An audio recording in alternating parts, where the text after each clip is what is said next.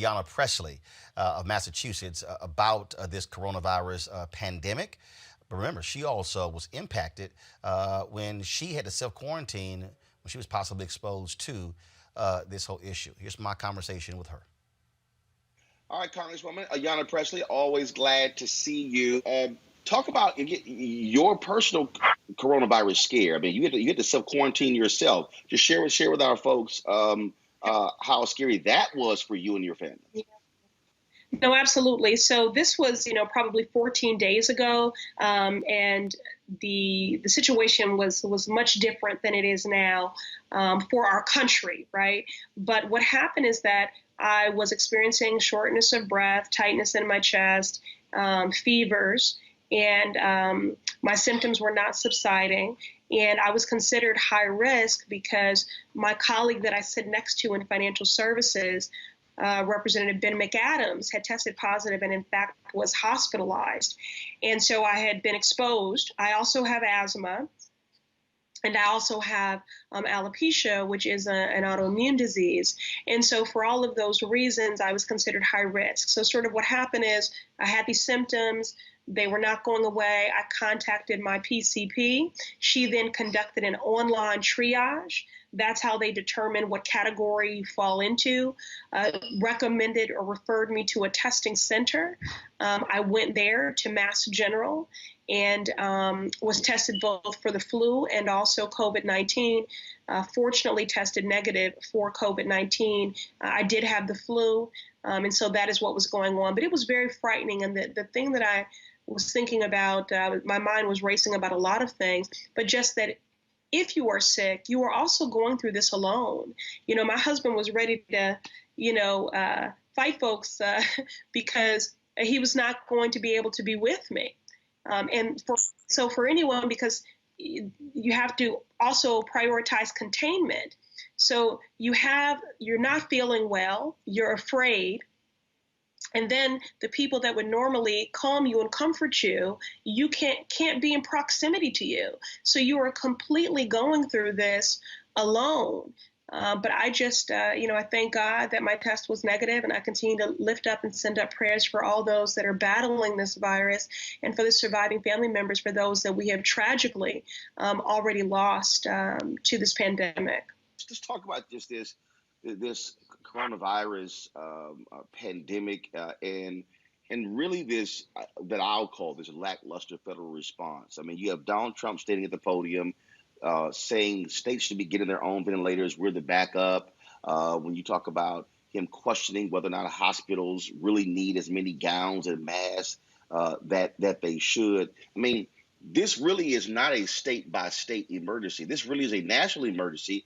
And this is where the federal government should be leading, as opposed to saying, hey, you guys go out there and compete on your own, and now you got people price gouging with masks. I mean, this was an abdication of leadership. Absolutely. He's been criminally negligent. And as you know, I've always referred to him as the occupant because he embodies nothing that is presidential, either the strategy, the intellect, the empathy. And so what he's been doing it's just that. It's criminally negligent. It's the misinformation, just reckless and irresponsible. And we're going to continue to do everything we can, albeit remotely, to conduct the role of oversight of this administration while we're in the midst of this pandemic. But that won't only be while we're in the eye of this storm. It'll be beyond that. And there will be accountability. We'll better understand who knew what and when, and they'll be taken to account.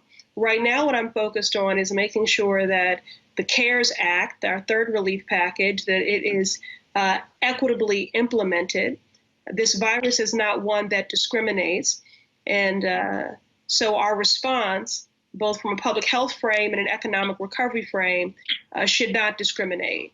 We need to protect, keep safe and healthy, and ensure that every individual, worker, and family can weather this storm and recover in the aftermath.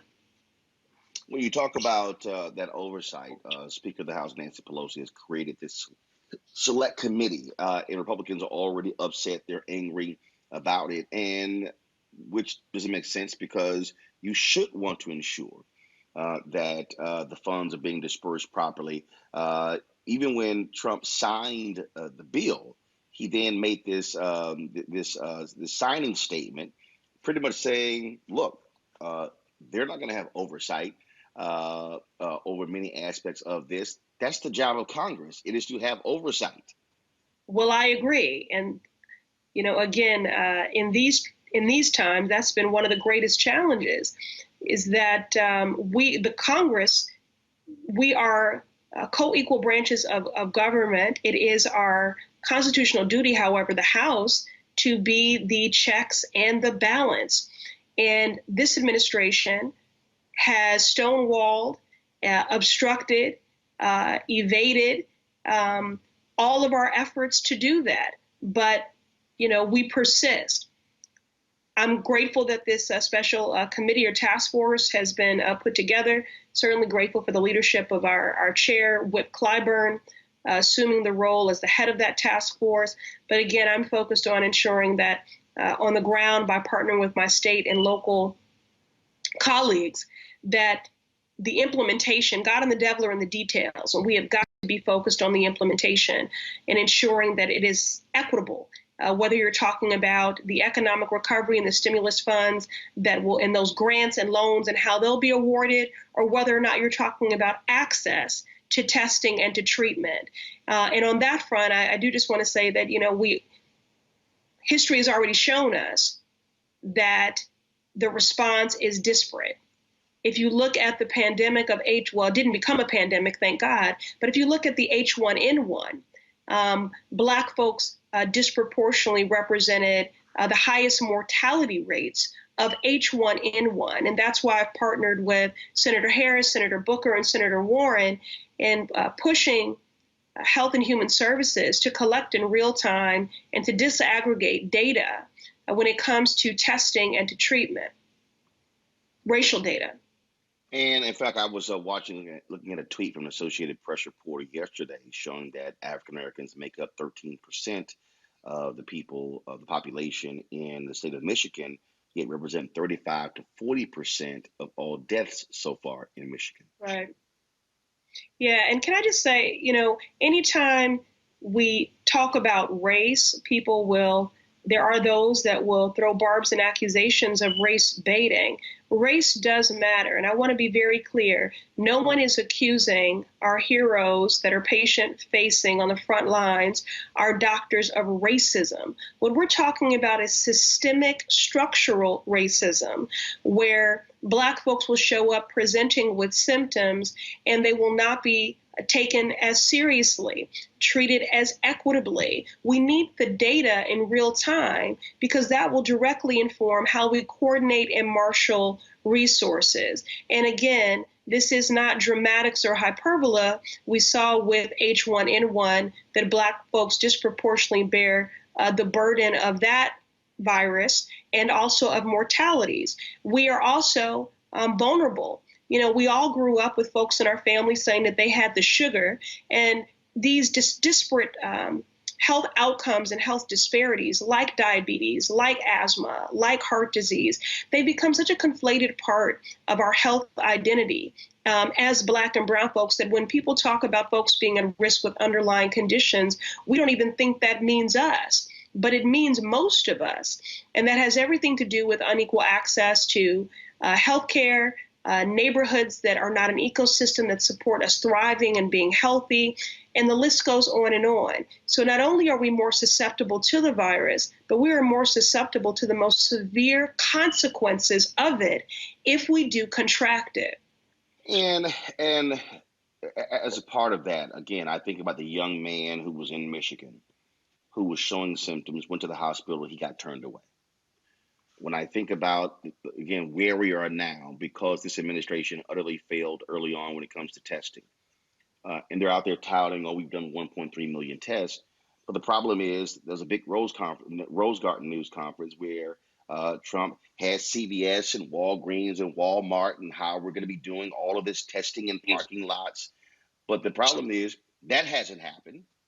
But even if you did have massive drive-through testing, you don't have the capacity in the laboratories to be able to process it again, because we pretty much screwed around for 30 to 60 days. That's And right. so we're still sort of stuck in this conundrum where there are people out there who are actually sick who can't get tested. There's a nurse. Her name is Veronica. She follows me on Twitter. She just tweeted me last night, and she said, I've been admitted to the hospital where I work. She was just tested. She was showing symptoms last week, Congresswoman. And she, as a nurse working at this hospital, could not get a test. Now she has it. She's been admitted. Roland,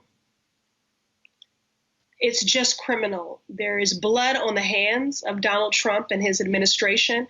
Now, in Dr. Fauci, I trust. In Donald Trump, I do not. One of the other issues that I was talking to my team about earlier today is because of his misinformation and talking to people about cocktails that they could create on their own to cure COVID-19. Drugs that treat lupus have been bought en masse. And people, again, disproportionately African Americans who are living with lupus, cannot access these drugs that they need to stay healthy and to stay alive. The list goes on just with the recklessness of this administration. And again, there'll be time to take him to account. I try to stay out of my mentions. My team asked me not to engage the trolls, but someone had, there were people repeatedly commenting about the fact that we need more elected officials that are legislators and not activists. You are clueless about the times that we find ourselves in. You have got to be both.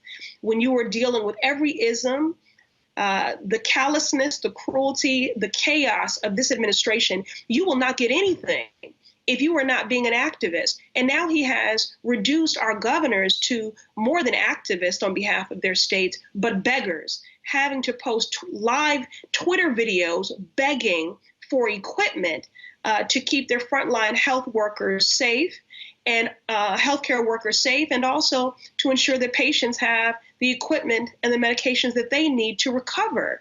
It is just unconscionable. And so we're working, remotely. We're on the phones all day and marathon teleconference calls and Zoom meetings, both around the implementation of the CARE Act, gearing up now for a fourth package, which will be focused on infrastructure and recovery. I'm certainly going to be fighting for the definition of infrastructure to be expanded and more comprehensive and robust.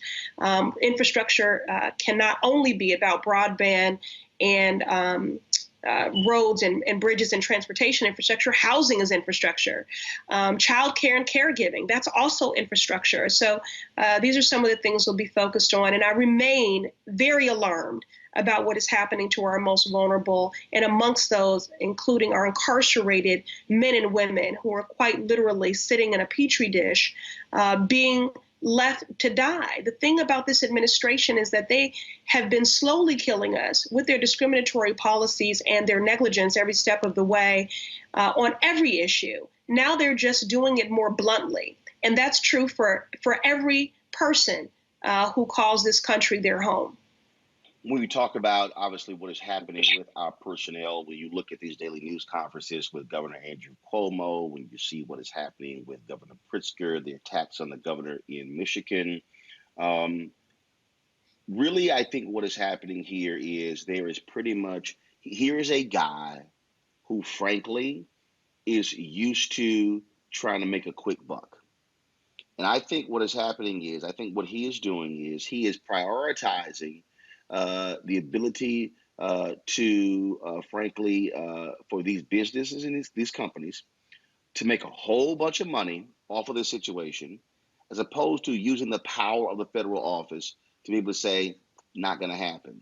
So by refusing to properly use the National Defense Production Act, he's pretty much saying, no, because he's allowed the chain of commerce to convince him don't do it, so these companies can essentially price gouge. Mark Cuban is blasting 3M, saying, how dare you allow your suppliers to take your 3M mask and then now be selling them for 8 to 10 times the normal price.